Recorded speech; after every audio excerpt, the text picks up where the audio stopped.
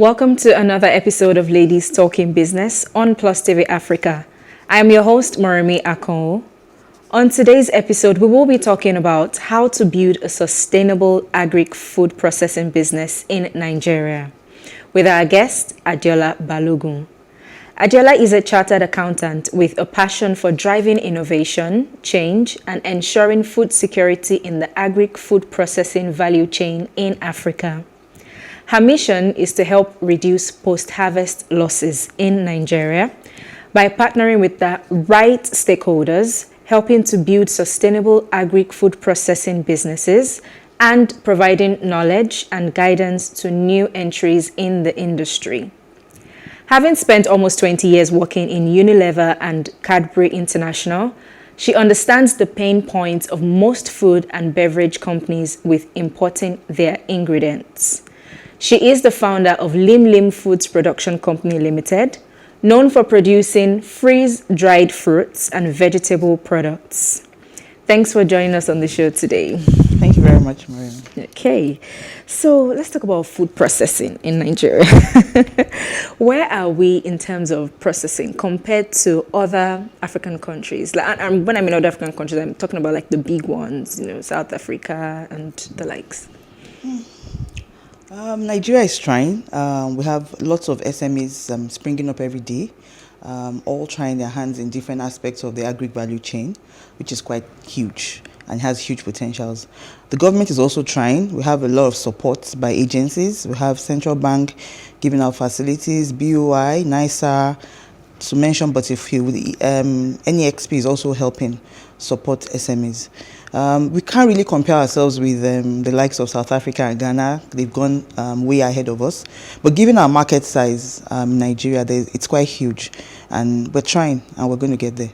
Well, I'm very surprised that you would say, oh, you're getting a lot of support from government, because, I mean, I hardly hear that.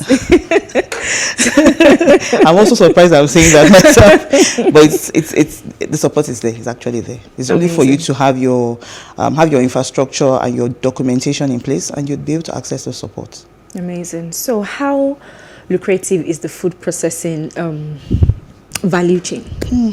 I mean, compared to the actual farming and all that, yeah. Okay. How lucrative? So the food processing value chain is quite lucrative if you know what space you want to play in.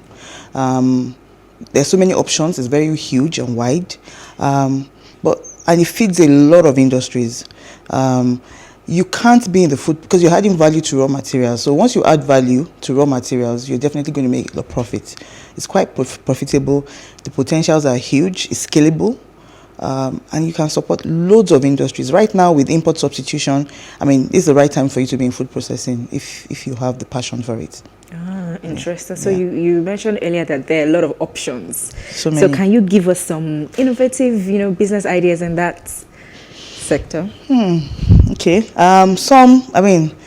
You can support. There's so many chains. So many industries you can support. You can support the food industry, the major suppliers, manufacturers of fast-moving consumer goods. They have a lot of ingredients they import. Whilst I was working in my previous years, without mentioning company name, about 75% of the raw materials ingredients used were imported. And so it's only for any forward-looking food processor to kind of understand or take some of their products and look at the ingredients they have and see how they can feed into such industries. A lot of Nigerians now are looking for convenience meals that are healthy, that meets their demands. It can be ready in 2-3 minutes, but they're also healthy. So it's just for you to think out of the box and see, okay, how can I provide this? Have a DNA of your prototype clients and understand, what are their pain points and how can I solve those pain points for them? So you can create lots of products from the agri-value chain that can meet those needs. A lot of working class women, they want convenience. Fathers also want to be healthy. You have elderly ones that also want to eat healthy. We have a lot of people that want to eat, they want to eat better, they want to live longer. Everybody wants to live longer, nobody wants to die young. And we're fortunate that our produce in Nigeria, compared to what you have in outside the country, they're still naturally grown. So we have a lot of raw materials that we shouldn't be exporting as raw materials that we can add value to and service the industry locally. So, but why do you think we don't have that much local participation in terms of why do you think we have to import? Technology. When we started freeze drying about 3 years back, people thought I was mad. I even thought I was mad myself. But the pain point for me was when we go around to those farms and we see the huge waste that exists, it's very painful. And to think that the only thing stopping us from processing was technology. And so we started by bringing in some equipment. It was a bit rough because we didn't have expertise to help in maintaining them. Power was an issue. But we've since over the last couple of years gotten over that. And I think if we can do it, I believe a whole lot more can do. I also believe people are scared. It's expensive also, you know. I was going to talk It's expensive. about that, It's expensive compared to the basic dryers that you have around. We've had to go to different countries to learn about them. So it's been a long learning curve. But I believe if you have the passion for it, you can get it done here locally. Amazing. Talking about learning, so does that mean you have to like take a part of your staff to train them outside on how to use the equipment, or are they quite easy to use? They're pretty easy to use. I'm not an engineer. I don't have a science background. I'm an accountant. I think I had the passion. I was given the challenge by my husband. I was given the challenge, and I hate going into something and not succeeding. I believe challenges are learning blocks for me, and I should be able to turn limes into lemonade. You know, so you don't have to send your staff outside of the country to go and teach them. The web is there. There's YouTube, there's Google. You can reach out to these companies. I like some adventures, so I travel. So sometimes when I travel, I go out of the gambits of what I intend to do to go and learn more. So, I mean, if you're inquisitive about learning and trying to copy what's been done internationally, anyone can do it. You can do it. Yeah, still on those equipment. Sorry, I'm just, when you're just fascinated about the whole thing. So I know that I've seen a lot of companies come in Nigeria and advertising, they can get you this equipment, that equipment. So do you source for your equipment locally, or you actually have to import them? So do you trust the ones that are sold here? So I trust the ones that are sold here. However, like I tell a lot of entrepreneurs or food processors that come and meet me, when you are buying your equipment, think about the power consumption. Power is quite expensive here in Nigeria. So what you find out with a lot of locally fabricated machines is they require more power than the international alternatives. When we started from my kitchen as an experiment. And I would tell people in those days we were using I better pass my neighbor to power about 2 or 3, 4 small machines overnight. But if I were to buy that same equipment locally, I would have had to buy a diesel generator. Oh, wow. Yeah, so that's the issue. Even some international companies, if you're not sure, a lot of people, maybe because I'm an accountant and I do a lot of management accounts, so I'm product costing, so I'm very, very conscious of the cost makeup of products.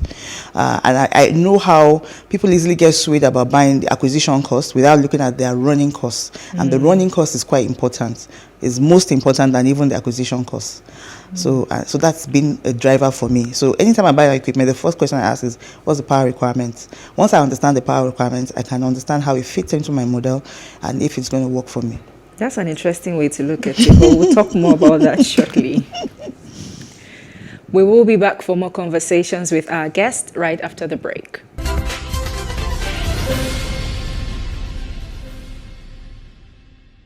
You are still watching Ladies Talking Business on PlusTvAfrica with our guest, Adeola Balogun, founder LimLim Foods Production Company Limited.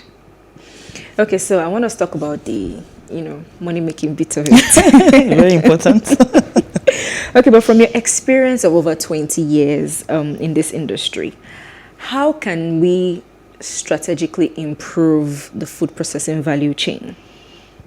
I mean, because you said it earlier that a lot of food items go to waste. I've even had guests talk about it, that in fact we have almost 80-90% of food items going to waste. So how do you think we can improve to combat waste?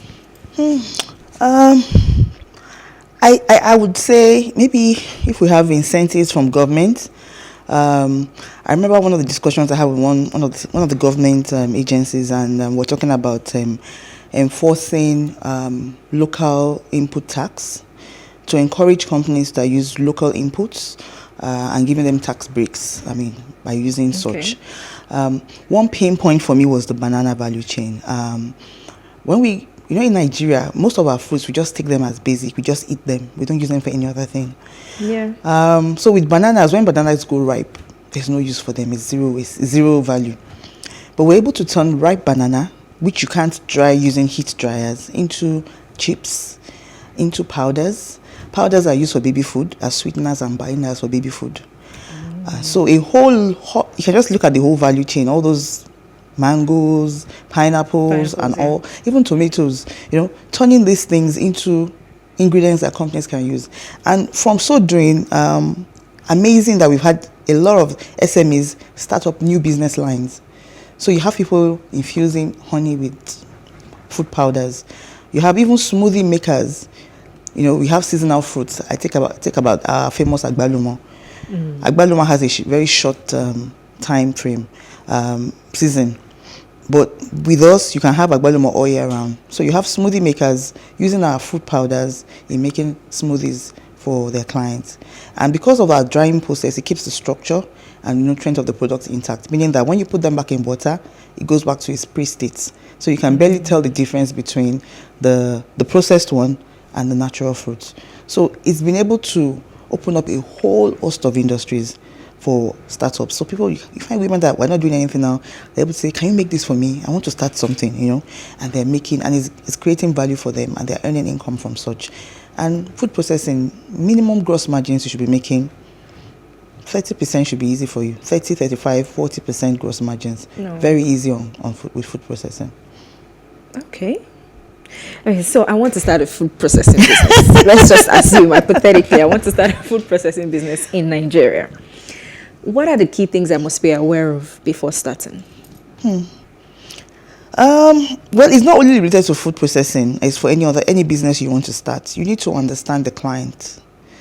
Some people use some exoteric work like customer avatar. You need to understand who you want to sell to. What exactly are you trying to solve? Start from the market before you get into the product. Is there a need for this product? When you've understood there's a need for it, then you can try and do your costing. And whatever you're doing, especially in Nigeria, you must have the passion for it, because you're going to be faced with a lot of challenges. If you don't have that passion burning with you to succeed, you would get discouraged along the line. So you must have the passion, you must understand your customer, you must understand how the goods get to them, what price points will the customer be able to buy conveniently, and stuff like that. Before you go into equipment should be the last. Because you can collaborate with people, you can walk into the technology incubation centers, you have them across the country, you can work with them, you can collaborate with other food processors. We help some food processors that are starting to test the products, and then after you have done those testing, then you can now start thinking of investing in equipment. I like the point you just made about collaboration. It's important, very important. So bigger companies helping smaller ones or startups, to... We need to help each other. We can't do it. We can't just say, I want to be the big one in the room. No, it's no longer going to be the deciding factor. It's about everybody coming and growing together. I mean, once we're bigger, then it's better for everyone. Is it because times are changing? It's because everything is changing, or what do you think is responsible for that? Before everybody used to think, yes, it's just about me, but now it's about us. It's about empowering other women. It's not just business now. It's not just about myself, about my profitability. It's about how much impact I'm being able to make in my community. How many women or lives I'm able to change and make them better. They say when you educate a woman, you educate a nation. So women, we've gone past the stage of just being about myself. It's about how many women we can empower, because we want to empower the nation. Thank you for that. Okay, so on a basic level, let's say I just want to start, how much roughly do you think I need to start? So this is just for the people who want to start and think, I don't have 500 million to start. I didn't start with 500 million, by the way. By the way, I think I started with, I knew the machine I wanted, so I bought it from the UK. I think I started with maybe 120,000. I think with 50,000, you can start with raw materials and basic equipment, utensils to use, not necessarily equipment.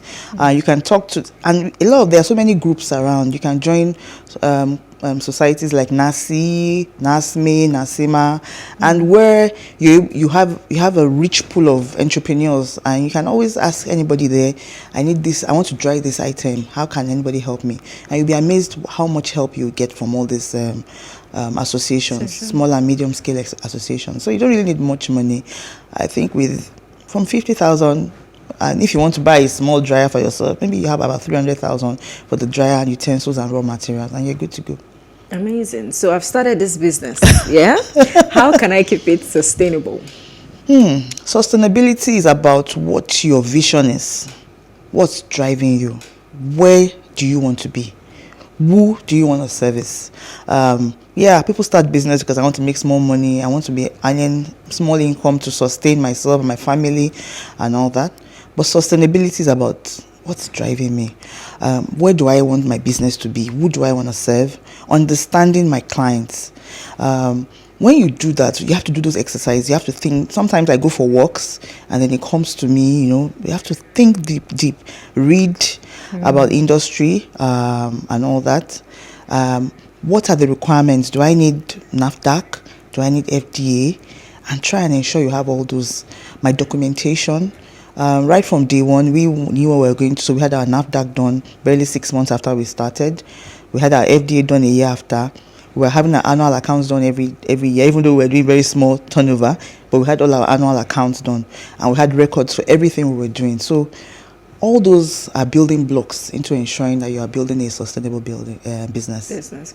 So you were talking about when you started. And I just wanted to know if you ever got tensioned by all these agencies that will come for tax today, another one comes tomorrow, you're meant to pay this tax, then another one, and you're like, where did you all come from? Did that ever happen to you? Yes, we've experienced. However, what we've done, like I said, from day one, all our records are intact. We do all our annual filings. So, from day one, we do all that. So, we've not had so much of bad tax issues because we've followed through what the requirements are. Like I mentioned about building a sustainable business, you must understand what your environment requires. What does the business environment, whether you're in Lagos State, you're in Ogun State, what are their requirements, and try to meet them. So you can also hire, I'm an accountant, but I have a professional accounting firm that does my accounting work for me. So there are areas where I might be overlooking, they'll point me out to it. So I've surrounded myself with professionals, and it's a bit cheaper for me than actually having an accountant in-house and paying salary every month. So you could look at all those kind of options, outsource your accounting, HR and stuff like that, and it helps you. I think that's a good way to look at it. We'll talk more about that.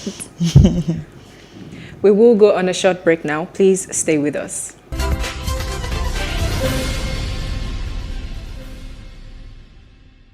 Thanks for staying with us. I'm still here with Adeola Balogun. So, can you tell us how the journey has been running LimLim Foods? That sigh, I always get that sigh. It's not for the faint-hearted. In Nigeria, running the business has its ups and downs. Luckily for me, I've had a good team. I think my experience with my previous companies kind of prepared me. Also, I read a lot. I'm also one that does not get discouraged with challenges. I'm always thinking out of the box. How can we get this done? How can we get it better? There have been points where there's some periods you won't even have sales and you're paying salaries. You have your fixed costs that you have to pay for every month. You have to think out of the box.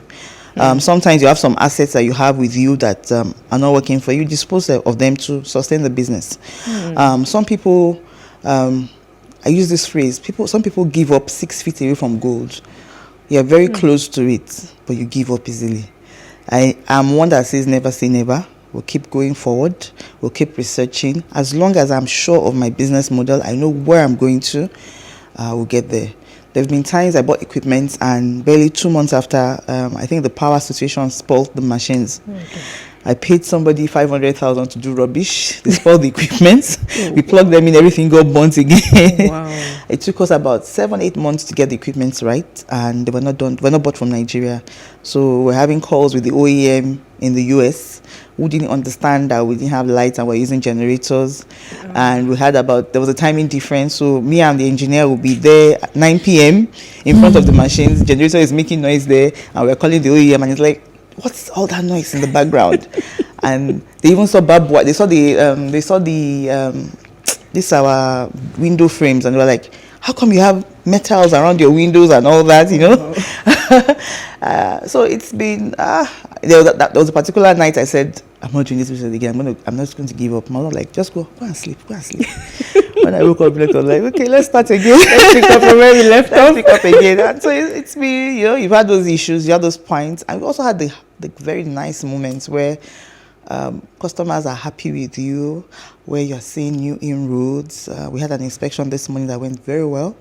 And the future is so bright. I mean, it's interesting. That was going to be my next question. That what does the future hold for food processing in Nigeria? Food processing in Nigeria is a gold mine. If you are not in it, you're missing. There's so much. I think we all need to go into it. There's so much. You can feed into so many industries. Do you want to fix the pharmaceuticals with the fillers they're using for the drugs? Do you want to feed the retail, the other B2B businesses? Is it the chocolatiers you want to face, the bakers, cosmetic? There's so many arms. It's just for you to think out. They have restaurants, you have ice cream. There's a whole gamut. Everybody needs to eat. And everything is coming from Greek. So what are we doing? We should all key into it. You heard that, people. We should all key into it. Okay, so what is your advice to business owners in the agricultural sector? So not just in food processing, but general agricultural sector. My advice, in anything you are doing, learn about it. Go deep. Learn deep about it, because you'll be faced with the challenge. Challenges will come. And the only thing that will save you is your knowledge and your perseverance. So go deep about it. If you don't have the passion for it, don't go into it. If you're going into it for the money, just drop it. Go in for the passion, for the results, for those aha moments, for the excitement. And then the money will come in.